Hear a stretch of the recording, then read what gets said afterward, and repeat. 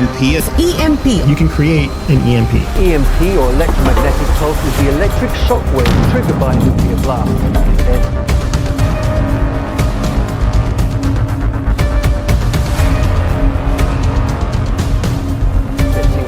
Once an EMP goes off, everything affected by it goes dark, literally.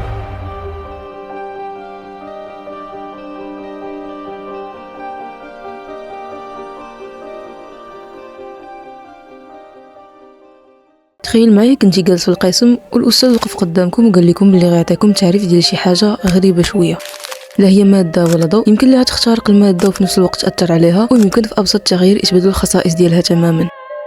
مشى للسبوره وبقى كيرسم في شي خطوط حمرين وزرقين دايرين غاديين جايين وعليهم شي اسهم. فاش سالا قال لكم بلي هذه موجه كهرومغناطيسيه، وبلي في هذه اللحظه اللي حنا كندويو فهم كاينين معانا وغادي يبقاو معانا ديما. بطبيعة الحال هذا درس في الفيزيك بحال اي درس. فاش دخلتي للدار جيتي بغيتي تشعل التلفازه ولقيتي باللي ما بقاتش بغات تشعل، هزيتي التليفون ديالك باش تقلب شنو دير ليها، والتليفون كيدير داكشي لا علاقه بداكشي اللي كتطلب منه. ما فهمتي والو، قلتي تمشي للكوزينه تشرب شي كاس د الماء بارد، فكتعجب ملي كتلقى الثلاجه مابقاش خدامه. واه اش واقع؟ واش تقطع الضو؟ واحد شويه كيبانوا لك الجيران كلشي خارج، كلشي عنده نفس المشكل، التليفونات تسطاو ما تقدروا حتى دوزو ابل. المشكل ماشي غير ديال العماره اولا ديال الدرب، الحومه كامله عندها نفس المشكل.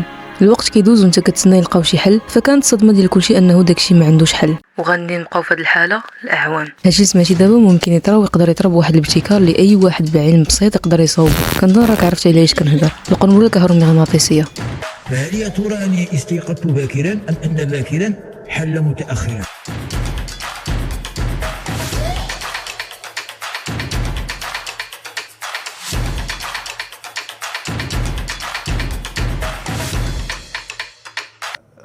The charged radio waves created by a nuclear detonation in low Earth orbit, say a small satellite up 50, 60, 70, 80 miles, detonated.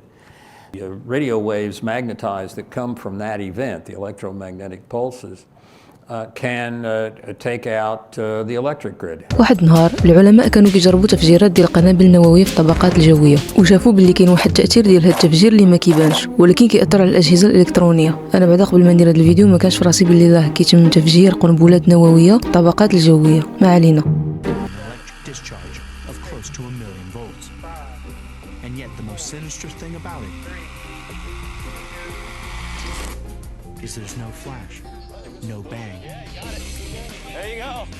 العلماء فاش شافوا هذه الظاهره هذه قالوا علاش ما نخلقوش نفس هذا التاثير ولكن بلا قنبله نوويه. وحنا في واحد العصر فيه ناس اللي اي حاجه شافوها بعينيهم يقدروا يصاوبوها لك تماما كما هي بالخصائص اللي بغاو.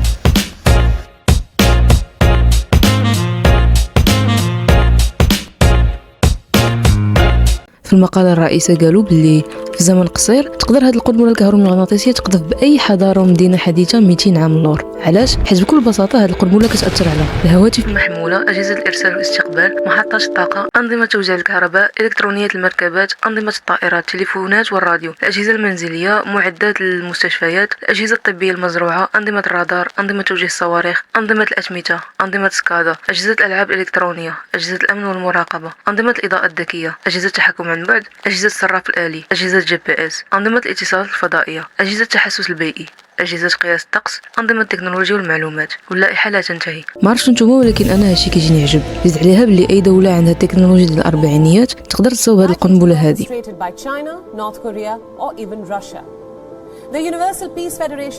وبطبيعة الحال إلا تأثروا هذه الأنظمة التكنولوجية اللي البشر بقاو أعوام وأعوام وهم كملوا فيها فمشى كل شيء، وأكثر من هذا غادي يمشي بسبب البشر نفسهم. التأثير ديال هذه القنبلة حدو كيلومترات ولكن كتبقى كاينه. نسيت ما قلتش لكم باللي هذه القنبلة هذه ما كتأثرش على الإنسان اولا بالأحرى هادشي اللي كيقولوا، يعني من غير الا كنتي حداها وسمعتي الصوت ما غاديش تعرف باللي راه تلقات. في الغالب تكونوا كتعرفوا هذا السيد صاحب قناة الكتروبوم، هو كندي من أصل إيراني وسميتو مهدي صدقار. واحد النهار لاح هذا الفيديو، هذا فيديو اللي صوب وشرح فيه كيفاش هذا الشيء كيخدم بالديتاي، بالديتاي. ومن هذا الفيديو فهمت باللي التأثير ديال الام بي اللي هو التسميه العلمي ديال هذه الظاهره كيدمر الأجهزة والتأثير ديالو كيبقى أعوام، يعني البلاصه المستهدفه صفر رجعت للقرن 18. والفيديو تلاح هذه 5 سنين، وكاينين فيديوهات اخرين فيهم نفس الحاجه اللي تا هما قدام، يعني على الله فين وصلوا دابا. ودوا على التأثير ديال تسلا اللي كيخلي تليفونك يتسطى. انت تقول ليه سلايد على اليسار هو يحل يوتيوب، تقول ليه اكتيفي البلوتوث هو يدخل يوتيوب ويتابونا الارض بونصا. وهذا الشيء عجب، ولكن اجي نحاولوا نفهموا علاش. واحد السؤال نقدروا نطرحوه، علاش ما كنسمعوش بهذه القنبله وشكون الدول اللي عندها هذه القنبله هذه بعدا؟ كاع الدول اللي عندها النووي عندها قنبله كهرومغناطيسيه، ومؤخرا ناضت الدوله ديال الامريكان كتقلب على كيفاش تحمي راسها من التاثير ديالها، او على الاقل تحمي المحطات الكهربائيه ديالها، بحيث انهم كيقولوا باللي شينوا كتقلب كيفاش تلعب بداك الشيء. وانا كنقرا على الامريكان شنو كتخطط، طاحت على واحد الجمله. U.S. intelligence officials have determined that the Chinese spy balloon that flew across the U.S. اشنو هاد الانتليجنس كولكشن بالونز واشنو علاقته بهذا الشيء كامل؟ فاش قلبت لقيت باللي هادو واحد البالونات كتصيفطهم الشينوا باش تجسس على الامريكان، والغرض بالضبط على حسب ما قالت هو تيستي هجمات الكترومغناطيسيه. وعلاش لا، حنا سوقنا داكشي بيناتهم. انا اللي كيهمني هو كيفاش هاد البالونات خدامين. فاولا كاين غلاف البالون اللي هو هاد الجزء هذا، من موراه كيجي نظام الطفو اللي كيخدم بالهيليوم او الهيدروجين، وخزانات الغاز باش الا كان شي خصاص في الغاز، معدات المراقبه يعني كاميرات، مستشعرات وانظمه اتصال، كاين عاوتاني حتى انظمه تحكم الملاحه، وحدات الجي بي اس، انظمه ديال الاستقلاليه. موراها كيجي الامدادات بالطاقه، فيه الواح شمسيه وبطاريات. ولكن باقي ما سمعت الكلمه ديال الكهرومغناطيسيه. فبكل بساطه الشينوا ما باغينش يقولوا اشنو كاين في داك العجب ديالو. اصلا هاد البالونز دايرين بحال الا خارجين من شي رسوم.